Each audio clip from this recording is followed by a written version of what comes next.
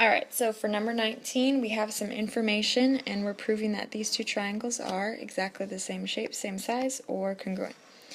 So in the first line, taking a look at all the given, I noticed that C is the midpoint of AE is written in step 3, so I would exclude that and go for either the first or second option. So in line 1, I'm going to say that AB is congruent to DE.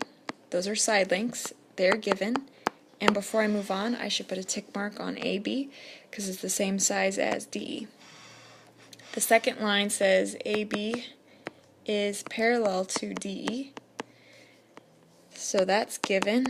So I'm going to highlight that and put some arrows. So we've got AB that's parallel to DE. Alright, and then step 3 says C is the midpoint of AE, that's given. So taking a look at my picture, I'm going to highlight AE, and C is in the middle. So I should know something about that. In fact, for line 4, I'm going to say something about that. If AE has a midpoint, C in the middle, then AC is congruent to CE. AC is congruent to CE, and that's by definition of midpoint. If you have a middle, you could break it into two smaller pieces that are exactly the same size. And then finally, line 5 is written for us. Angle BAC, your arc should go in the middle, letter A. That angle is congruent to DEC. Arc should go on the E. And let's take a look. Why are those angles exactly the same? We've got parallel lines, they gave us that for a reason. And we have our transversal here, AE.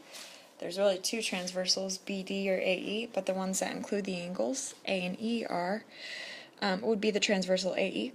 So how come those angles are congruent? What type of angles are made inside on alternating sides? That would be alternate interior angles. So alternate interior angles relates to theorem. And how come this is enough information to prove that these two triangles are, I can't fit it there, that's line 6. These two triangles are congruent. Well, let's write down our 5 theorems. We've got side, side, side, side, angle, angle, angle, angle, angle, side, and hypotenuse, leg, which only works for right triangles, and this is not a right triangle. So I'm just going to look at one triangle, write what we're given. A tick mark stands for an S. We've got an angle, arc, and another set of tick marks.